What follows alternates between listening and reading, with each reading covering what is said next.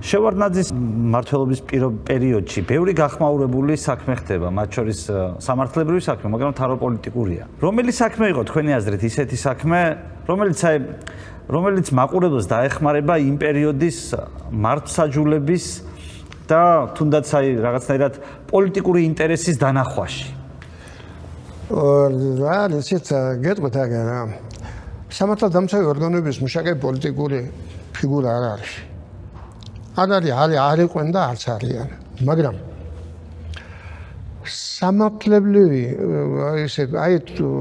გინდა ოპერატიული სამსახურებია თუ გამოძიების მიერ მიღებულ შედეგებზე დამოკიდებულია სადირექტივო ორგანოების მიერ ბევრი პოლიტიკური გადაწყვეტილების მიღება.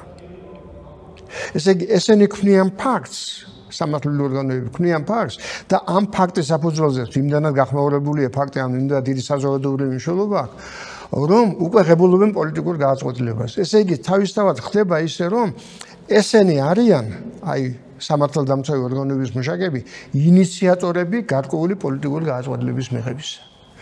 ასე იყო გამომძიებლები, მაგალითად ძალიან ბევრ საქმეს მოყვა გარკვეული პოლიტიკური გადაწყვეტილების მიღება, რომელსაც რესპუბლიკაში ვითარება შეცვალა. გოსნაბის საქმე იყო, მახსოვს, გოსნაბის საქმე იყო, მე ქალაქში მუშაობდი მაშინ საგამოძიებელს უფრო და ჩვენ მქონდა. გოსნამ თავარ მომარაგება გასაღების საქმე იყო. გაწესებული თანხების ოდენობამ შეადგენა 35 მილიონი მანეთი. ასეთ დიდი საქართველოში არ ყოფილა. მე ვიყავი ხელმძღვანელი მაშინ იმის. ვინ გაიტაცა 35 მილიონი მანეთი? თავარ მომარაგება გასაღების სამმართველოს მუშაკებმა. ეს თავარი მომარაგება რა იყო, გოსნაბი იყო ასეთი გოსნაბი. ესენი ამარაგებდნენ ყველას და ყველაფერი მაგათ ხელში გადიოდა. რომელიც მოსკოვიდან მარაგდებოდა თვითონ. მოსკოვში თვითონ გოსნაბი იყო. ეს ფილიალები აქ იყო ადგილობრივი. ეს სამინისტროზე მეტი იყო. კოდუა იყო მახსოვს გოსნაბის უფროსი და ეს განეხილა ამაზე მიიღეს პოლიტიკური გადაწყვეტილება, დაახსნეს, მოხსნეს, უყალ არ დატოვეს არც მინისტრი, არც არავინ თავრობის წევრებსაც შეეხო, დაინგრა ყველაფერი მახსოვს. პოლიტიკური გადაწყვეტილება, მაგრამ ეს ვინ გააკეთა რიგითმა ჩემმა გამომძიებელმა, ერთადმა გამომძიებელმა, რომელიც ვიყავდა, რომელმაც დაიწყო ეს საქმე. და ეს რა საწარმოებდა და რა სანაწილებლად ეს გოსნა და ეს ანაწილებლად. რა პროდუქცია იყო საუბარი? ბევრ პროდუქციაზე იყო საუბარი, ისე უსაქონლო ოპერაციებზე იყო საუბარი და რატომ? ასეთი იყო, რომ მიწერები ხდებოდა. მიწერები რას ქვია? რომ მე თქვენ ვითომ მოგეცით ეს საქმე რით დაიწყო? სალიფტო სამმართველო იყო ასეთი, რომელიც ლიფტებს აწარმოებდა. ლიფტო ეხაზე ისტორ რუსულად სალიფტო სამმართველო. რევიზიამ ნახა ბიჭო, რომ ამ სალიფტო სამმართველოს მიღებული აქვს 90,000 მანეთის ზეწარი თეთრი. ჩაფიქრა რომ ზეწარი მიღებული საიდან აქვს? ზეწარი მიღებული აქვს ერთ-ერთი ორგანიზაციიდან. უпростоრად გოსნაბის ნომერ 1 საბითუნო ვაჭრობის მაღაზიიდან, რომელიც მდებარეობს პეკინის ქუჩაზე. სად ლიფტი და სად ზეწარი? ამდენ ზეწარს ეკალა. ხო და ნამდვილად ბაბს გავდარით კაცო, მე მქონდა ეს. მოკიდეს ხელი და მოაფრის, სადაა ზეწარი უთხრეს. არა ბატონო ზეწარი თვალით არ მინახე რა იყო? იმანო თავარმა ბუღალტერმა ხელი მომაწერია საუბარებს და ფული მომცა მაგის მაგვერად ამდენია. გასკოჩეს დადი აიჭიროს თავარი ბუღალტერი. სად არის ზეწარი უთხრეს. ზეწარია ბატონო არ მინახიო, მაგრამ მაღაზიიდან არ წავმიღიაო. იმ თავარმა საბითო მოაჭრობის მაღაზიიდან. მივიდა მაღაზიაში. მე უხეშად ყვები რა, პრიმიტიულად ყვები ძალიან, რომ გასაგები გახდეს, რომ ცოტა რთულად იყო იქ. მივედნენ აქა, სადაა ზეწარი? ზეწარი თვალით არ ვნახიათ. უпростоრად ზეწარი კი იყო აქ, მაგრამ ზეწარი გაქრა. არ არის ზეწარი. ნუ პრინციპში რა აღმოჩნდა? ასეთები იყო, რომ მიაწერდნენ ვიღაცას, რომელსაც ზედმეტი ფული ჰქონდა, აუთვისებელი ფული. ეს ფული ირიცხებოდა საბითო იმის რა ქვია, ვაჭრობის მაღაზიაში. ზეწარი სხვას მიხონდა და ისიც ცალკე იყო. მარტო ზეწარი რა სხვა რამეც იყო. იქ იყო მილიონებზე 35 მილიონი ზეწარი, ეს იყო 90,000 მანეთის იყო და ეს მილიონებზე ელაპარაკი.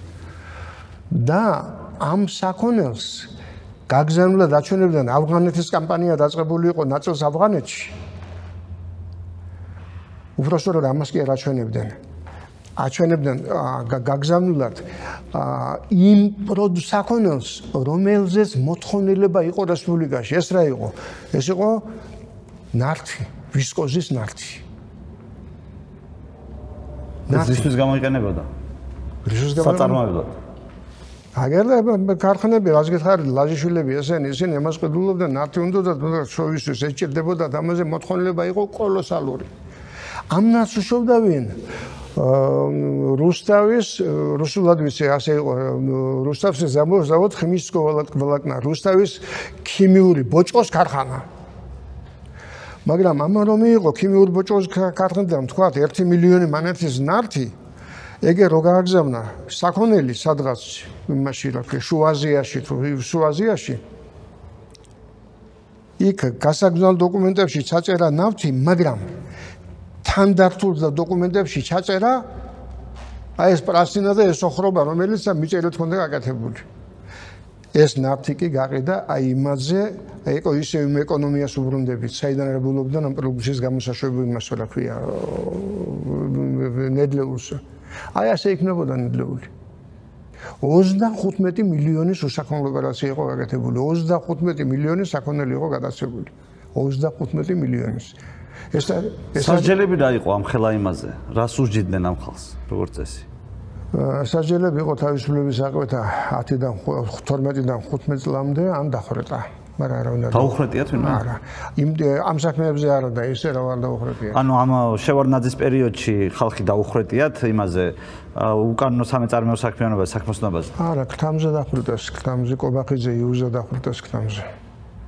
რამდენი ქთამი იყო ის? მოსკოვის თავმჯდომარე იყო, ბევრი არ იყო სხვა შორის. რა დახვრეტეს? შევარდნაძის დროს? შევარდნაძის დროს კი. და ეს ერთი გამონაკლისი იყო ასეთი თუ ჭუის სასწავლებელი თუ უბრალოდ იყო დახვრეტა? კიდე იყო შემთხვევები, მაგრამ ის იუზა დახვრეტეს, ვიცი, აღმოსკოვის თავმჯდომარე იყო 26 კომისრების სახლავლებლის. საზოგადოება როგორ ხვდებოდა ამ ამბავს? გნებავთ ამ აი ხალხ პროდუქციის წარმოებელი ხალხის დაპატიმრებას, გნებავთ ვიღაცა რაიკომის დივნის ქთამის დახვრეტას? აი იმ პერიოდის საზოგადოებაში რა მორალი არსებობდა? რომში რა იყო გასართობი? პური და სანახაობა. ეს იყო სანახაობა. ეს საჯაროდ ხდებოდა ტელევიზიებით გადაიცემოდა ეს პროცესი გადაიცემოდა რომ ასეთი იყო მე ხდებოდა ამის აფიშირება შინაგან საქმეთა ორგანოებმა თუ პროკურატურამ ამხილეს დანაშაულებრივი ჯგუფი ამის შემადგენლობები ძარცვავდნენ ქვეყანას იბარავდნენ და ნუ ხალხი მჯიხშით ყავდა გულზე ეს იყო სანახაობა და ამ სანახაობას ბუნებრივია რომ გარკვეული პრობლემებიდან ხდებოდა გაძარცვა აი როგორც ეს რა თქმა უნდა ახალია